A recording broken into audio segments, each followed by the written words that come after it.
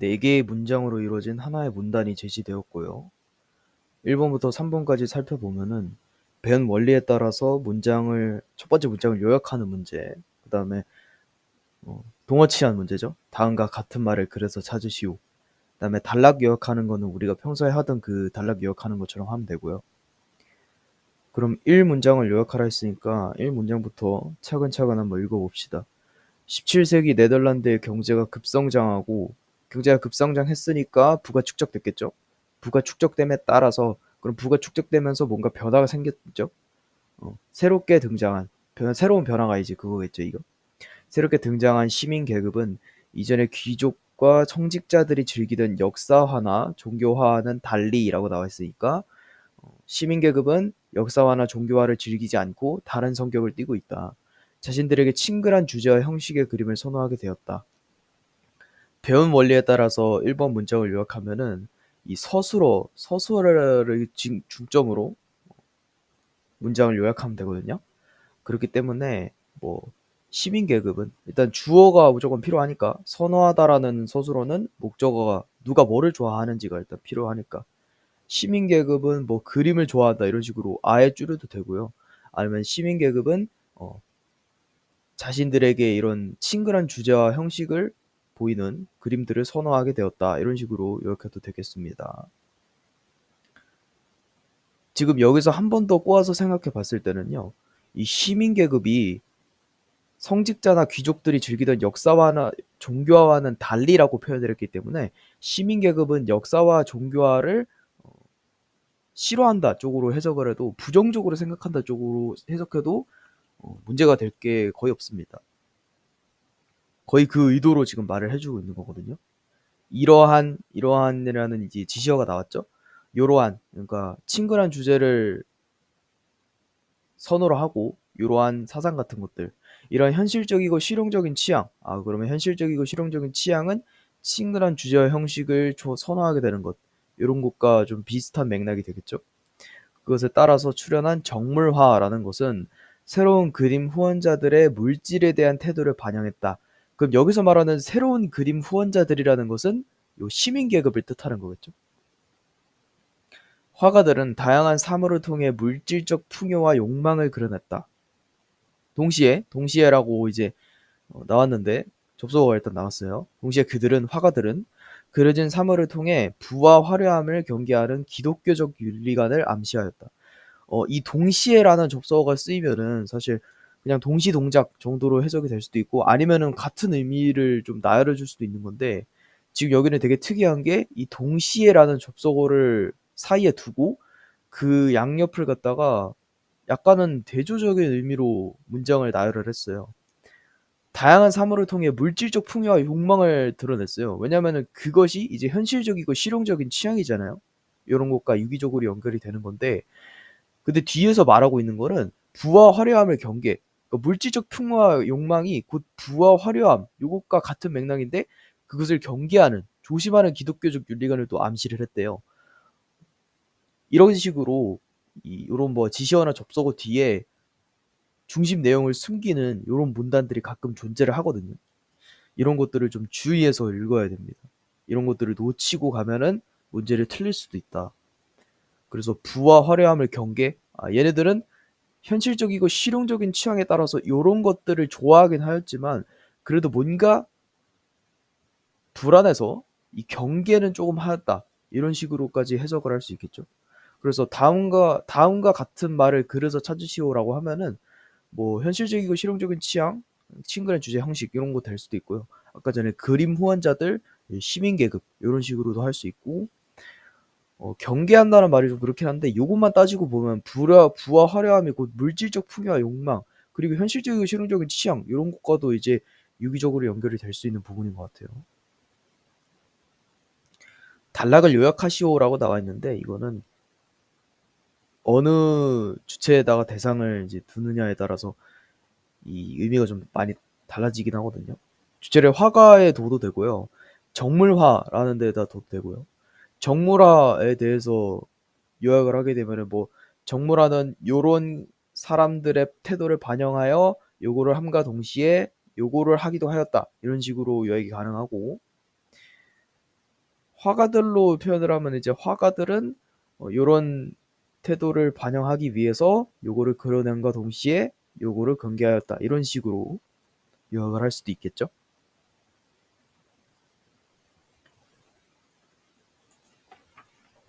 이 문제는 좀 어려운 문제였는데 그래도 주목을 해서 잘 보면은 이게 이 문제가 약간 빛의 속력 이런 식으로 뭐 막 299, 792 막 458분의 1초 동안 뭐 길이 이렇게 나와 있으니까 되게 헷갈리는 개념이 많이 나와서 막상 독해가 또 안 될 수도 있어요. 근데 이거는 국어 문제니까 좀 국어적인 방법으로 다가가는 게 맞는 것 같아요. 한번 풀어보니까 미터는 빛이 진공에서 요 분의 1초 동안 진행한 경로의 길이이다. 그럼 열을 다 자르고 요약을 하면 미터는 그냥 길이의 단위다. 이런 식으로도 요약을 할 수가 있겠죠. 일단은 간단하게 하면 여기서 이 미터라는 개념에 한해서 빛의 속력이 정확한 값으로 고정된 것에 주목할 필요가 있대요. 과거에는 이라고 나왔는데 과거에는 이라고 나왔으면은 는 이런 게 나오면은 뭔가 한정을 짓는 느낌이거든요. 요 개념에 대해서 제한을 두는 겁니다. 근데 이런 식으로 과거에는이라고가 또 제시가 됐을 때는 또 몰라요. 뭐 뒤에 성질의 변화가 있는지 그것도 확정 지을 수가 없습니다, 사실. 이 시대 상황을 제시를 해도 이런 식으로 과거에는 이런 식으로 나왔으면은 성질 변화가 안 나올 수 있는 경우도 있기 때문에 근데 그 생각은 하고 있어야 됩니다. 속력을 정하려면 이동거리와 시간을 측정해야만 했다. 이런 식으로 측정해야만 했다. 이런 식으로 제한을 두고 있죠. 한정을 하고 있죠. 그런데 이제 역접의 접속사가 나왔으니까 과거와 대조되는 내용이 뒤에서 전개가 될 것을 조금 예측을 하면서 봐야 됩니다. 측정이란 것은 항상 오차를 가지게 마련이므로 측정으로 표준을 정하면 값을 확정할 수 없다. 지금 측정해야만 했다. 그러니까 측정이란 것을 사용을 해야 되는데 사실 측정은 그렇게 필요가 없었다는 것을 말해주기 위해서 지금 역접의 접속사를 쓰고 있는 거죠. 왜냐하면 오차를 가지고 있으니까. 예를 들어 측정에서 오차가 나오는 것에 대한 예를 들어주고 있나 봐요. 측정된 빛의 속력은 요거라는 식으로 복잡하게 표현이 되었는데 여기서 이렇게 복잡하게 표현된 식에서 괄호는 측정 불확정도를 나타내었다. 측정 불확정도라고 하면은 측정된 것이 얼마나 불확정한지, 측정된 것이 얼마나 정확하지 않은지를 나타내는 척도 이런 식으로까지 표현을 할 수 있겠죠. 그러나라고 나와 있습니다. 또 이제 반절이 되나 봐요. 새로운 정의에서 그러니까 여기서 위에서 나온 그런데의 이 약간 역접의 느낌은 사실 그런데가 역접이 될 수도 있고 뭐 전환이 될 수도 있고 그렇죠. 여기서 나오는 건 아마 전환 쪽일 수도 있고 좀 대조로 만들어주는 걸 수도 있고 그래요. 여기서 나오는 그런데에는 이 측정이란 방법을 썼어야만 했는데 사실 얘가 오차를 가지고 있었다. 이 내용을 말해주기 위해서 쓰인 거고 여기서 사용된 그러나라는 역접의 접속사 같은 경우에는 옛날에는 이렇게 했는데 현재는 이렇게 할 수 있다라는 것을 보여주기 위해서 위치된 것 같죠. 새로운 정의라는 게 또 나왔어요. 새로운 정의에서 빛의 속력은 불확정도가 0인 정확한 값으로 규정이 된대요. 그 대신 길이의 정의에 따라 속력을 측정하는 것이 아니라라고 했으니까 뒤에가 더 중요한 거겠죠. 그러면 역으로 빛의 속력을 기준으로 길이를 정하게 된 것이다. 속력이 길이의 표준을 결정하게 되었다. 이거는 마지막 문제에서 확인할 수 있죠. 길이의 측정값은 불확정도가 0이 될 수 없다라고 나와 있어요. 길이의 측정값은 불확정도가 0이 될 수 없죠. 왜냐면 위에서 나왔었지 측정은 항상 오차를 가지게 마련이므로 이렇게 나와 있으니까 길이의 측정값은 불확정도가 0이 될 수 없습니다. 빛은 진공에서 1초에 299 뭐 미터를 진행한다 이렇게 나와 있는데 이게 헷갈릴 수도 있거든요. 근데 이런 식으로 생각을 해보면 좀 편해요. 1미터라는 게 길이잖아요. 그러면 1미터를 이동한다. 몇 초에? 299 모시기분의 1초 동안. 그럼 양변에다가 299 모시기를 곱하면 299 미터를 이동한다. 1초 동안 이렇게 되죠. 그렇기 때문에 1초에 요거 미터를 진행한다. 맞는 거고요. 시간의 표준이 길이의 표준보다 먼저 결정되어야 한다. 제가 처음에 풀 때는 이거를 답으로 정했는데 요거를 만약에 답으로 정해서 틀렸다 이러면 이제 동어치환에 좀 문제가 있는 걸로 보면 됩니다. 동어치환이라고 하면은 이제 의미는 같은데 형태가 다른 표현, 그러니까 표현이 다른 언어를 갖다가 바꿔주는 그런 스킬이죠, 스킬. 여기서 동어치환이 어떻게 됐냐면 299분의 1초 동안이라는 시간의 기준이 나와 있어요. 다시 말하면 시간은 표준이죠. 시간 표준. 시간의 표준이 진행된 경로의 길이이다. 요거 동안 진행된 경로의 길이이다. 시간의 표준이 먼저 주어줘야지 이 길이라는 것의 표준이 나와요. 미터 퍼 세크 이런 거 표현할 때 이런 거를 지금 토대로 만든 거니까. 그래서 이건 맞아요. 여기서 말하는 시간의 표준이 위에서 말하는 뭐 299 몇 초 이런 것들 1초. 그래서 길이의 표준 이런 거는 이제 경로의 길이 요거를 말하고 있는 거죠. 빛의 속력은 오차가 0이 되도록 정확하게 측정할 수 있다. 요거를 맞다고 하면은 이 요거 요런 거에다 좀 키워드를 잘 맞춰서 봐야 됩니다.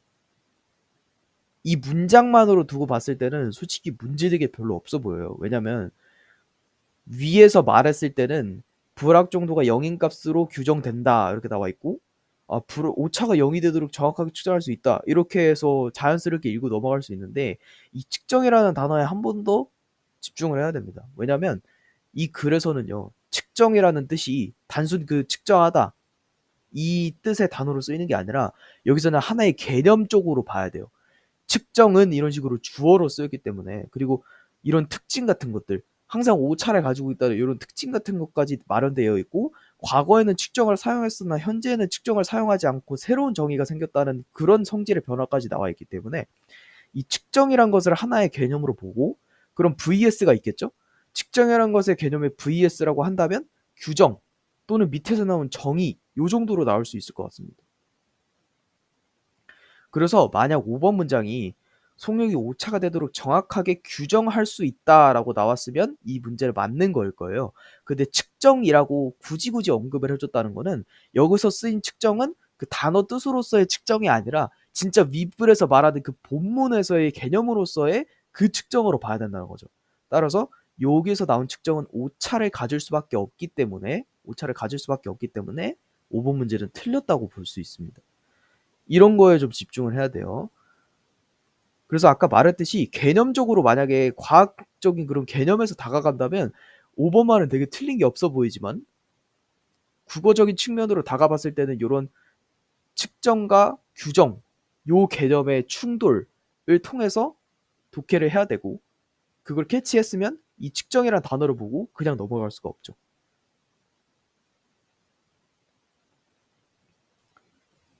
자, 이거는 한 4문단 정도로 이루어져 있는 이 글인 것 같은데 보통 4문단에서 5문단으로 이루어져 있죠. 그래서 가나 융합 문제 같은 경우는 4사문제로 좀 이루어져 있는 경우가 많고 그래서 3문제 정도 있는데 한번 보도록 하겠습니다. 현대인은 타인의 고통을 주로 뉴스나 영화 등의 매체를 통해 경험한다. 그러면 뉴스나 영화 등의 매체 요게 뉴스나 영화 등이 매체 요거를 알 수가 있고 타인의 고통을 직접 대면하는 경우와 비교할 때 그럼 여기서는 두 가지의 대상이 제시가 된 거예요. 매체를 통해 경험하는 것과 타인의 고통을 직접 대면하는 경우라는 두 가지의 대상이 존재를 하는 건데 그럼 두 가지의 대상이 존재하면 공차가 나와야 될 텐데 공차가 굳이 제시되지 않는 이유는 이미 매체를 통해 경험한다. 고통을 직접 대면한다. 이런 식으로 이 대상 자체가 차이점을 띠고 있는 이런 경우이기 때문에 굳이 이렇게 딥하게 들어가지 않는다는 점. 그와 같은 간접 경험. 여기서 말하는 그와 같은 간접 경험이라고 했으니까 매체를 통해 느끼는 경험으로 해석이 되겠죠. 매체를 통해 느끼는 간접 경험으로부터는 연민을 갖기 쉽지 않대요.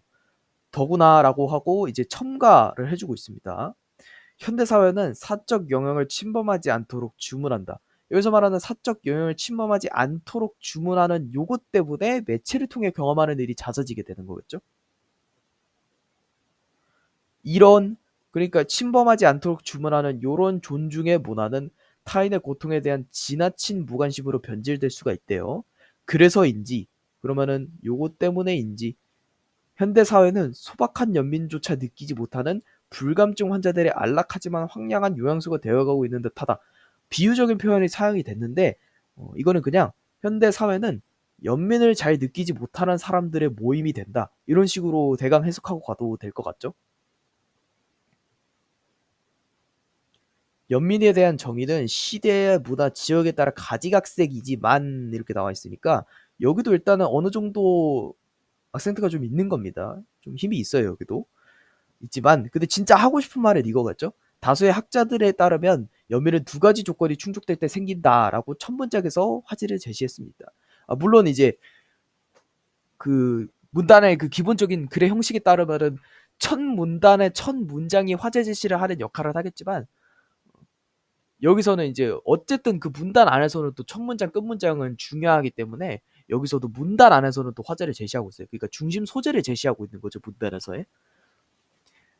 그럼 두 가지 조건이 충족될 때라고 나와 있으니까 이 뒤에 이어질 내용은 당연히 그 두 가지 조건에 대해서 설명을 해야 돼요. 안 그러면 이 문단의 구성 요소에 있어서 완결성이 떨어지게 되거든요. 완결성을 충족하기 위해서는 두 가지 조건을 무조건 다 말해야 되고요. 그다음에 통일성을 만족시키기 위해서는 두 가지 조건과 여기서 설명한 그 두 가지 조건에 대한 설명이 둘이 맞는 설명이어야 되고 일관성을 이루기 위해서는 뭐 여기서 접속어나 특정 지시어들을 적절히 활용해 가지고 문제가 문장을 잘 연결해 줄 수 있는 그런 문단이 돼야 되겠죠. 먼저라고 나와 있습니다. 먼저라고 이제 제시를 해줬으니까 이 뒤에는 이제 병렬적 구성이 진행이 될 거예요. 타인의 고통이 그 자신의 잘못에서 비롯된 것이 아니라 그러면 뒤에 있는 거를 더 중요하게 생각을 해야겠죠. 우연히 닥친 비극이어야 한다. 이게 첫 번째 요소가 될 수 있습니다. 그러면 연민이 생길 첫 번째 요소 우연한 비극 다음으로라고 나왔으니까 이거는 먼저에 대한 병렬적 구성으로 연결된 지시어입니다. 그 비극이 언제든 나를 엄습할 수도 있다고 생각해야 한다. 그럼 이것이 두 번째 연밀의 조건이 되겠네요. 이러한 우연한 비극과 엄습할 수도 있다는 생각이 갖춰진 조건에 비추어 볼 때 현대 사회에서 연민의 감정은 무뎌질 가능성이 높대요. 무뎌졌다고 하지 않았고 무뎌질 가능성이 높다고 했으니까 만약에 이 문제에서 일치불일치 문제에서 현대 사회에서 연민의 감정은 무뎌져서 더 이상 존재할 수 없게 되었다. 이런 식으로 단정짓는 정의를 해버리면 당연히 틀렸다고 해야죠. 현대인은 타인의 고통을 대부분 그 사람의 잘못된 행위에서 비롯된 필연적 결과로 보며 자신은 그러한 불행을 예방할 수 있다고 생각하기 때문이다. 그 사람이 불쌍한 위치에 놓이게 된 것은 그 사람이 해놓은 일, 과거의 일 때문에 나온 인과관계에 불과하고 자신은 만약에 그런 상황이 들이닥쳤을 때 대처를 잘 할 수 있고 그 전에 예비를 할 수 있다. 이런 식으로 생각을 해버리게 되는 거죠. 그러나 그러면 여기는 세 번째 문단의 접속어니까 문단과 문단을 이어주는 역할을 하고 있는데 지금은 어떻게 이어줬냐면 대조적인 위치를 만들면서 이어주고 있어요. 그러니까 윗문단에서는 현대 사회에서는 이런 식의 조건으로 미루어 보았을 때 연민이 생기기 어렵다라고 나와 있는데 그러나가 제시됐다는 건 그럼에도 불구하고 현대 사회에서는 연민이 생길 수 있는 가능성이 있을 수도 있다. 이런 식으로 서술을 해주는 부분이 되겠죠. 현대 사회에서도 연민이 생길 수 있으며 바로 나오죠. 연민의 가치 또한 커질 수 있다. 우리가 생각한 거는 연민이 생길 수 있다까지만 생각을 했는데 그 가치 또한 커질 수 있다는 걸 언급을 했으니까 여기에서도 은근 악센트가 있는 겁니다. 그럼 얘를 보면서와 동시에 얘도 같이 봐줘야 되는데 연민이 생길 수 있다라는 것보다는 가치가 커질 수 있다는 것이 우리가 들어보지 않은 정보이기 때문에 예측하지 못한 정보이기 때문에 여기다 조금 더 집중도를 더 갖고 독해를 하면 좋을 것 같습니다. 그 이유, 요런 것들의 이유를 세 가지로 제시할 수 있다. 이것도 마찬가지로 첫 문장에서 지금 화제 제시해줬고 완결성을 갖추기 위해서는 이 세 가지 조건을 무조건 제시를 해줘야 돼요. 첫째, 이런 식으로 첫째 이런 것도 어떻게 보면 병렬적 구성의 접속어라고 볼 수 있는 거예요. 먼저라 다음으로와 똑같이 첫째는 그것의 약간 다운그레이드 버전. 요거를 조금 더 병렬적 구성을 시작한다는 말을 조금 더 쉽게 해주는 그런 접속어와 유사하다고 볼 수 있죠. 현대사회는 과거보다 안전한 것처럼 보이지만 그럼 뒤에가 더 중요한 거죠. 실은 도처에 위험이 도사리고 있다. 그 근처에 위험이 도사리고 있다. 둘째, 행복과 불행이 과거보다 사람들의 관계에 더욱 의존하고 있다. 이 말이 무슨 말인지 모른다면 뒤에는 구체적인 진술을 당연히 해줄 겁니다. 친밀성은 줄었지만 사회 경제적 관계가 훨씬 촘촘해졌기 때문이다. 셋째, 교통과 통신이 발달하면서 현대인은 이전에 몰랐던 사람들의 불행까지도 의식할 수 있게 되었다. 물론 간접 경험에서 연민을 갖기 어렵다 치더라도 이거는 아까 위에서 말해준 말이니까 그냥 한 번 더 재차 언급을 해준 것 같아요. 그리고 물론이라는 이런 접속어가 쓰였으니까 뒤에 부분에 좀 더 악센트가 많이 들어간 거겠죠. 고통을 대변하는 경우가 많아진 만큼 연민의 필요성이 커져가고 있다. 이러한 정황 위에 앞선 세 가지와 연민의 필요성이 커져가고 있는 이러한 상황에서 볼 때 연민은 그 어느 때보다 절실히 요구되며 그만큼 가치도 높다. 아, 연민이 생길 수 있으며 요구되며 가치가 커질 수 있다. 가치가 높다. 오케이. 그러면 첫 번째, 두 번째, 세 번째 요것들은 연민이 생길 수 있는 이유, 현대 사회에서 연민이 생길 수 있는 이유가 되자 연민의 가치가 높아질 수 있는 이유에 조금 더 치중을 둬야 됐다고 볼 수 있겠죠. 진정한 연민은 대부분 연대로 나아간다. 진정한 연민, 진정한이라는 이런 수식어 표현이 들어갔을 때는 조금 유의를 해줘야 됩니다. 왜냐면 연민이라고 굳이 그냥 연민이라고 주어질 수도 있는데 진정한 연민이라고 지금 말을 한 거니까 이 화자의 입장에서는 굉장히 지금 빡세게 이걸 준 거예요, 힘을. 대부분 연대로 나아간대요. 진정한 연민은 곧 연대래요. 연대는 고통의 원인을 없애기 위해 함께 행동하는 것이다. 연대의 정의가 이런 식으로 제시가 되어 있고, 연대는 멀리하면서 감성적 연민만 외치는 사람들은 은연중에 안 보일 때 자신과 고통받는 사람들이 뒤섞이지 않도록 두 집단을 분할하는 벽을 쌓는데요. 아, 그러면은 연대는 멀리하면서 감정적 연민, 그러니까 진정한 연민을 하지 않는 사람들, 이런 식으로도 미루어 볼 수 있는 거죠. 그럼 진정한 연민을 하지 않는 사람들은 분할하는 벽을 쌓는다, 이런 식으로. 그럼 또 꼬아서 생각해 봤을 때 연대를 실현하는 사람들은 함께 행동하기 때문에 벽을 쌓지 않는다까지도 해석할 수 있겠죠. 이 벽, 분할하는 요 벽은 자신의 불행을 막으려는 방화벽이면서 동시에 고통받는 타인들의 진입을 차단하는 성벽이래요. 아, 왜냐면 이 사람들은 연대를 하지 않으니까. 하지 않는다는 것은 무슨 뜻이냐? 함께 행동하지 않으니까. 함께 행동하지 않으니까 분할하는 벽을 쌓고, 분할하는 벽을 쌓으니까 진입을 차단하는 성벽이 이루어질 수 있다. 입구 없는 성에 출구도 없고 이들은 성 바깥의 위험지대로 나가지 않는다. 왜냐면 함께 행동하지 않으니까, 분할하니까, 어떤 바는 차단하는 성벽이 있고 방화벽이 있으니까. 이처럼 위에서 앞선 것처럼 제시한 것처럼 안전지대인 성 안에서 가진 것의 일부를 성벽 너머로 던져주며 자족하는 동정의 가치도 자족하는 동정도 가치 있는 연민이다. 어쨌든 타인과 이렇게 분할적으로 담을 쌓고 하는 연민도 어쨌든 연민이긴 하다. 그러나 그럼 뒷부분의 악센트가 좀 더 들어간 거예요. 진정한 연민은 벽을 무너뜨리며 연대하는 것이다. 함께 행동하는 것이다. 윗글을 이해하라는 내용으로 사실 이거는 이제 문단별로 덤벼줬어야 됐는데 한번 보도록 하겠습니다. 사회가 위험해지면 연민은 많아진다. 많아진다. 여기서도 선지에서도 항상 서술어가 중요해요. 이 서술어에 따라서 문장의 이런 힘이 정해지기 때문에 많아진다라고 서술을 했습니다. 그 위험과 연민과 관련된 부분은 여기 나와 있어요. 요 세 가지 조건이 뭐였죠? 세 가지 조건은 현대 사회에서 연민이 생길 수 있는 이유이자 여기에 좀 더 힘이 있는 거라고 했었죠. 가치가 커질 수 있는 이유라고 했습니다. 가치가 커진다, 연민이 많아진다. 비슷한 맥락으로 들릴 수 있겠지만 전혀 다른 소리입니다. 예를 들어서 나라는 사람의 가치가 커진다고 했을 때는 내가 어떤 업적을 이루어냈다던가 아니면은 내가 큰 일을 해냈다던가 이런 것들이 모여서 나라는 사람의 가치가 올라간다라는 것과 내가 많아진다라고 하는 것은 단순히 나의 수가 많아지는 거예요. 이런 것들은 가치와는 별반 차이가 없죠. 사회가 위험해지면 연민은 많아진다라는 말은 잘못된 표현입니다. 동정으로 끝나는 연민도 가치가 있다. 맨 마지막 문단에서 말해주고 있었죠. 현대인은 타인의 고통에 무관심한 경향이 있다. 이건 첫 문단에서도 말해주고 있어요. 무슨 요양원 뭐 이런 거 했었죠. 불감증 환자들의 뭐 이런 식으로 느끼기 어렵다 이런 식의 언급도 있었고, 연민은 가까운 사람에게만 느끼는 것은 아니다. 매체를 통해서도 접할 수 있으니까 연민은 동양과 서양에서 다르게 규정할 수 있다. 이런 식으로 물어봅니다. 이것도 어떻게 보면 동화치환이라고 할 수 있죠.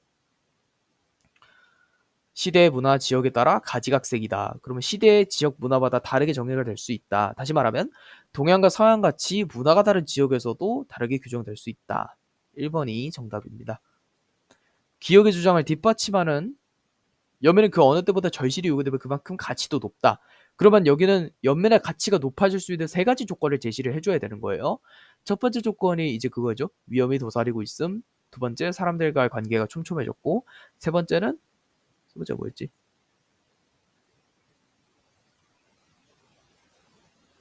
여기죠. 통신의 발달. 다른 사람의 불행도 인식할 수 있게 되었다. 자연환경이 파괴되면서 피부암 환자. 자연환경이 파괴됐다는 거는 일단은 뭐 개발 같은 것이 진행이 됐다는 뜻이고, 그러면 안전해 보이겠지만 여기 이거 같은 맥락으로 해석이 되겠죠. 피부암 환자가 많아졌다. 이것도 위험이 그 도처에 도사리고 있는 상황이니까. 행위 결과에 스스로 책임지지 않는 사람이 많아졌다. 이거는 요 세 가지 조건과 관련이 없기 때문에 2번이 정답이에요. 뉴스를 통해 이주민의 고통을 알게 된 사람이 많아졌다. 매체를 통해 그러니까 다른 사람의 고통을 접할 수 있게 되었다. 사람들 간의 이해관계가 여기서 말하는 이해관계라는 이익과 이제 손해의 관계 그거를 말하고 있는 거죠. 이전보다 복잡하게 연결되었다. 이거는 뭐와 이 동화치환이 된 거냐면 사회 경제적 관계가 훨씬 촘촘해졌기 때문이다. 이 중에서 이제 경제 쪽에 좀 악센트가 많이 들어간 거예요. 그래서 경제 관계가 촘촘해졌다는 것은 이해관계가 복잡하게 연결되어 있다. 이게 촘촘하다와 또 이 유기적으로 해석이 되는 거니까 공장 이전으로 직장을 얻는 사람이 있으면 이것도 마찬가지로 경제적 관계가 촘촘해짐에 따라서 누가 취직을 하면 누가 실직을 하고 이런 식으로 이거는 아직 해설을 안 한 문제인데 한번 풀어보도록 하겠습니다. 경수는 어떤 할머니의 고통을 소개하는 방송을 보았다. 그럼 경수는 매체를 통해 고통을 연민을 뭐 아직 연민을 느꼈다는 소리 안 나왔지만 연민을 느낄 수도 있어요.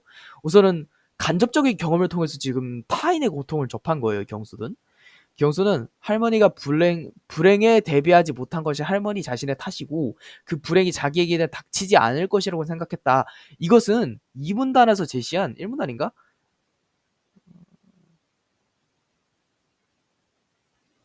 여기 있네. 2문단. 이런 조건에서 현대사회에서 무뎌지게 돼. 왜냐면 그 사람의 잘못된 행위에서 비롯된 것이라고 보고 자신을 예방할 수 있다고 본다. 그거에 대한 내용이에요. 그렇지만 할머니가 불쌍하다고 느껴져서 연민을 일단 느끼긴 했습니다. 방송 도중 전화 모금에 참여했다. 마음은 뿌듯했지만 경수의 일상에는 아무런 변화가 없었다. 왜냐하면 경수는 진정한 연민인 연대를 지금 실행하지 않았거든요. 경수가 만약에 연대를 실행을 했다. 그러면 할머니랑 같이 가서 살았겠죠. 예를 들어서 할머니를 자신의 집에 초대해서 같이 살았다던가. 근데 경수가 이제 할머니와 나를 분할하는 벽을 쌓고, 그러니까 할머니의 탓이고 자신에게 닥치지 않을 거라는 그런 생각을 가지면서 할머니와 벽을 쌓고 그 벽 안에 있는 안전지대에서 모금 전화라는 그 수단을 토대로 할머니에게 작은 연민을 동정의 연민을 던져줬다면 경수는 이제 진정한 연민인 연대를 실행한 것이 아니라 그 담을 쌓는 연민을 진행한 거예요. 동정의 연민을 지금 진행을 한 거예요. 불행의 원인을 사회적 관계에서 찾지 않는 아쉬움이 있군. 우선은 제가 이 문제의 답을 모르기 때문에 이 사회적 관계에 대해서 정확하게 말씀을 드릴 수는 없지만 이 경수 보기에서 경수는 할머니의 불행을 원인을 어디서 찾았냐면 할머니 그 자신의 인과관계에 탓에서 찾았거든요. 사회적 관계에서 찾은 것은 아니죠. 이거는 그냥 본인의 판단대로 할머니의 그냥 그 행동을 토대로 그냥 판단을 한 거니까 사회적 관계에서 찾지 않은 아쉬움이 있을 수 있어요. 사회적 관계 여기서 사회적 관계라고 한다면 뭐 인과관계 뭐 이런 식으로 해석을 해야 되나? 사회적으로 어쩔 수 없는 그런 관계들 속에서 할머니의 불행도 어쩔 수 없었구나. 이런 식으로 해석을 해야 되나? 뭐 그런 식으로 해석을 할 수 있을 것 같습니다. 세모. 간접 경험을 통해서도 연민을 느낄 수 있음을 보여주는군. 맞죠? 간접 경험은 이제 고통을 소개하는 방송이라는 매체를 토대로 할머니가 고통을 접했고 할머니가 불쌍하다고 느껴졌기 때문에 연민을 느끼기도 했어요. 그럼 간접경험을 통해서 연민을 느낀 거라고 할 수 있겠죠. 사전에 예방이 가능한 불행을 연민의 대상에서 제외하고 있군. 여기서 사전에 예방이 가능한 불행. 이 문제는 보기에 경수를 평가하는 거니까 경수가 생각하기에 예비가 가능한 불행은 연민의 대상에서 제외하고 있군. 이런 식으로 일단 물고 가야 될 것 같고 불행에 대비할 수 하지 못한 것이 할머니의 자질의 탓이고 그러면 경수가 생각하기에는 대비할 수 있었던 거라는 것이죠. 그거를 연민의 대상에서 제외했냐 이것만 보면 됩니다. 할머니의 불행을 경수는 대비할 수 있을 거라고 생각을 했고 그러면 할머니에게 모금을 했으면 안 됐어요. 근데 모금에 참여했고 불쌍하다고 느껴졌다는 거는 할머니에게서 연민을 느꼈다는 건데 할머니가 대처할 수 있을 불행을 겪었음에도 불구하고 연민을 했다는 것은 제외하지 않았다는 거니까 3번이 답이 될 수 있을 것 같아요. 연민 때문에 도움을 주긴 했지만 연대로 나아가지 못한 아까 말했었죠?